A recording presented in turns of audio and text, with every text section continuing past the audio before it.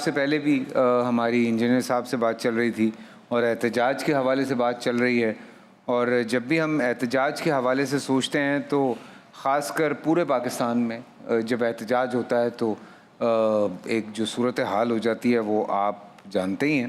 لیکن میرا جو ایک سوال ہے، ہم چونکہ ایک اسلام کے دائرے میں رہتے ہوئے ہم چاہتے ہیں کہ اس بات کو آگے پہنچایا جائے، تو اگر کوئی احتجاج کا رائٹ ہے ہمارے پاس، پروٹیسٹ کا بالکل ہے، آپ کے پاس بھی ہے، میرے پاس بھی ہے، ہم اپنا احتجاج ریکارڈ کروا سکتے ہیں، تو اگر ہم کوئی احتجاج کرنا چاہتے ہیں تو ان کی کیا شرائط ہونی چاہیے، یا کسی بھی مسئلے پر پہلے دن ہی احتجاج کیا جا سکتا ہے؟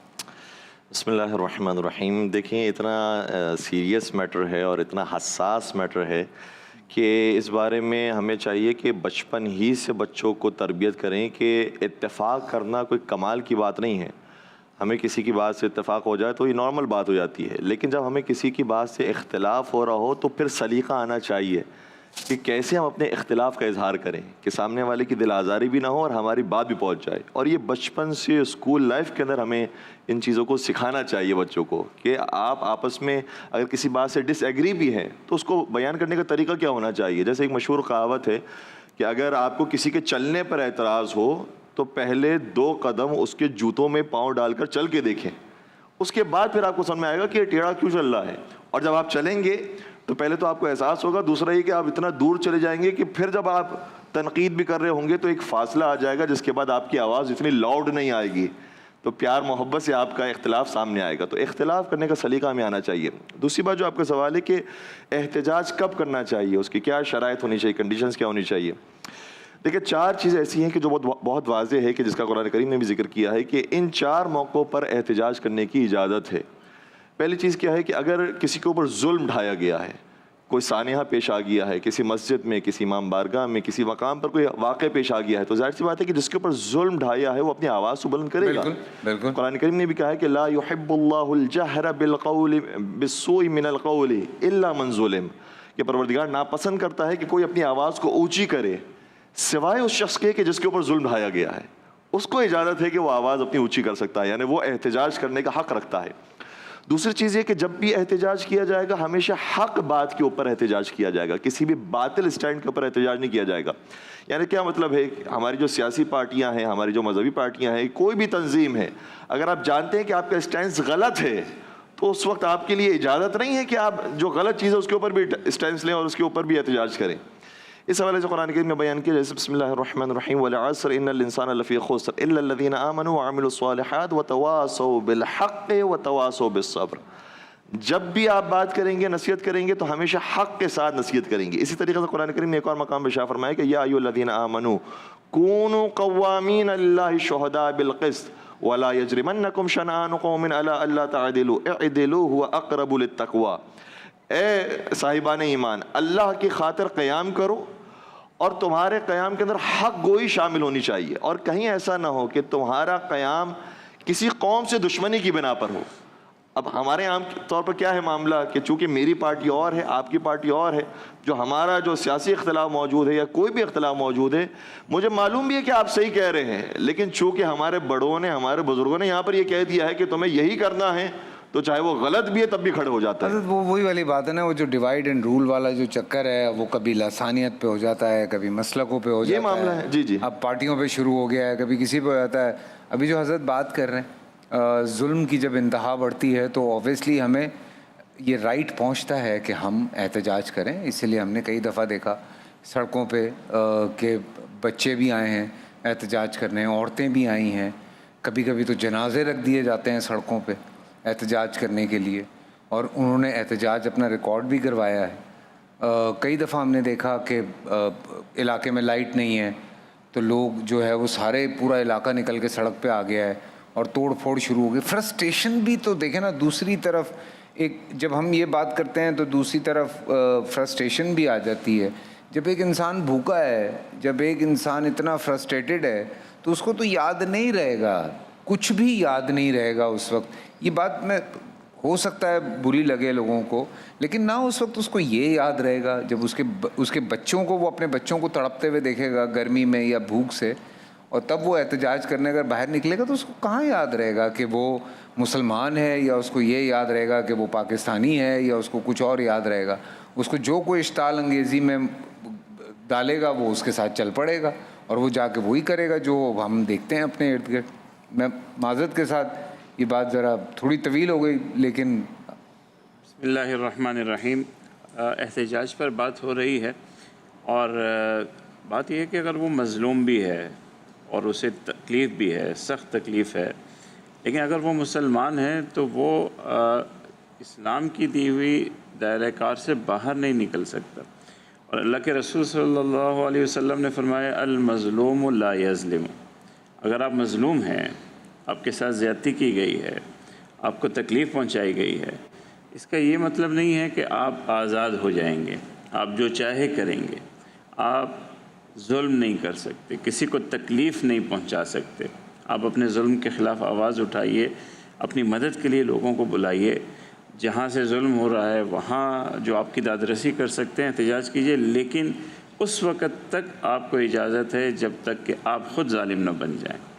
یہ تاثر جو ہے کہ اگر آپ کو ظلم کر دیا گیا ہے، یا آپ بہت زیادہ غصے میں ہیں، یا آپ بہت زیادہ پریشان ہیں، زیادتی ہوئی ہے، تو اب آپ کسی کی گاڑی جلانے کا حق آپ کو مل جائے گا، کسی کا گھر جلانے کا حق مل جائے گا، راستہ روک کر کے کسی کی جان، ایمبولینس جا رہی ہے، کسی کی جان لینے کا آپ کو حق مل جائے گا. یہ حق آپ کو نہیں مل سکتا کسی صورت. کوئی معاشرہ آپ کو نہیں دیتا اور شریعت بھی آپ کو نہیں دیتی. یہ جو جنازے رکھتے ہیں یہ جائز ہے اسلام؟ دیکھیے بہت سے چیزیں ایسی ہیں جو اب جو بے گناہ مارے جاتے ہیں بیچارے، ان کے جنازے لوگ رکھ دیتے ہیں سڑکوں پہ. یہ ایک رسم سی ایک بن گئی ہے، ایک طریقہ کار بن گیا ہے، مگر اس میں ان جنازوں کے لیے بھی ایک بے حرمتی کا پہلو ہے کہ انہیں یوں لا کر کے سڑک پر رکھ دینا. انہیں تکلیف ہوتی ہے، اور وہ شریعت چاہتے ہیں نا کہ انہیں انصاف ملے، تو کس طرح سے وہ اس انصاف کے لیے آواز اس اٹھائیں گے؟ معاملے میں گورنمنٹ کو بھی تھوڑا حساس ہونا چاہیے. اب یعنی ایک آدمی اپنی تکلیف بیان کر رہا ہے، آپ اسے اس حد تک جانے پہ نہ مجبور کریں نہ کہ وہ اپنے پیاروں کے جنازے لے کے سڑک پہ بیٹھ جائے. بالکل. آپ اس کی بات پہلے مرحلے پہ سن لیں. جب آپ تک آواز پہنچی ہے ایک مظلوم کی، آپ بالکل انیشل اسٹیج پہ اس کی بات سن لیں اور اس کا مسئلہ حل کر دیں. بعد میں بھی تو جا کے کرتے ہیں. لوگوں کی گاڑیاں، گھر اور کیا کیا تکلیفیں ہونے کے بعد بھی تو آخر کوئی نہ کوئی جاتا ہے اور ان کی بات کو سنتا ہی ہے. مجھے لگتا ہے، دیکھیں نا، سوری میں آپ کی بات کاٹ رہا ہوں، لیکن وہ جو فرسٹریشن ہے، اب ظاہر سی بات ہے اس بیچارے کے گھر پہ لائٹ نہیں ہے، 4 دن ہو گئے لائٹ نہیں ہے، کھانے کے لیے پیسہ نہیں ہے، اور وہ ایک چیز ہے جو اگر وہ اس لائٹ سے پنکھا اس کے گھر کا چل رہا ہے، ہم کون سا کہہ رہے ہیں کہ اس کے گھر پہ اے سی چل رہا ہے، پنکھا چل رہا ہے، اور وہ پریشانیاں اس کو نہیں فیس کرنی پڑ رہی جو وہ نارمل دنوں میں کرتا ہے، اور تو وہ کب تک برداشت کرے گا؟ آپ ایک اسپرنگ کو ایک حد تک دبا سکتے ہیں نا، اس کے بعد جب آپ ہٹائیں گے پاؤں تو وہ تو پھر رسپونڈ کرے گا. تو یہ والی چیز بھی تو ہے نا اس کے ساتھ. یہ چیزیں قوم کے جو رہنما ہوتے ہیں انہیں چاہیے ہوتا ہے کہ وہ صحیح رہنمائی کرے. ہمارے یہاں بدقسمتی یہ ہے کہ کوئی رہنمائی نہیں ملا، نوجوانوں کو کوئی رہنمائی نہیں ملا. اب یہ چیزوں کا حل یہ نہیں ہے کہ آپ احتجاج ہی کرتے رہیں، یہ چیزوں کا حل یہ ہے کہ آپ چینج لے کر آئیں. آخر تو نظام آپ کے ہاتھ میں ہے، آخر تو اس ملک کا نظام ووٹ کے ذریعے آپ کے ہاتھ میں ہے. کب تک آپ احتجاج کرتے رہیں گے، کب تک سڑکوں پہ بیٹھے رہیں گے؟ لیکن جب چینج کرنے کا وقت آتا ہے، جب آپ ووٹ کے بارے میں سنجیدہ نہیں ہوتے، ملتا ہے وہ جب تک وہ لوگ توڑ پھوڑ نہیں کر لیتے، چیزیں نہیں کر لیتے، تب تک کہاں رسپونڈ آتا ہے. سر آپ کو بھی پتہ ہی ہے اس بات کا. بے حسی ضرور ہے جانبین سے، لیکن آخر تو ہمارا یہ پیارا وطن ہے، اس سے کسی اچھی ڈگر پہ لے کر چلنا ہے ہمیں، کسی اچھی جگہ. کب تک ہم یہ احتجاج، یہ جلاؤ، یہ گھراؤ، یہ سڑکیں بند، یہ دھرنے، کب تک ہم یہ دیکھتے رہیں گے؟ اور کسی اچھے معاشرے کا یہ چہرہ نہیں ہوتا، کسی اچھے پڑھے لکھے معاشرے کا یہ چہرہ نہیں ہوتا. ہمیں سب کو مل کر کے اپنے معاشرے کو تبدیل کرنے کی بات کرنی چاہیے، لیکن احساس پیدا کرنے کی بات کرنی چاہیے. جانبین سے احساس پیدا ہونا چاہیے. دونوں طرف سے ہوتا ہے نا. ہم ایک طرف پڑھتے ہیں کہ جی جنازہ، جب کسی کا انتقال ہوتا ہے اور جنازہ ہوتا ہے تو جلد از جلد اس کی تدفین کروائی جائے، کر دی جائے، تاکہ اللہ کے سپرد جو امانت ہے وہ اللہ کے سپرد کی جائے.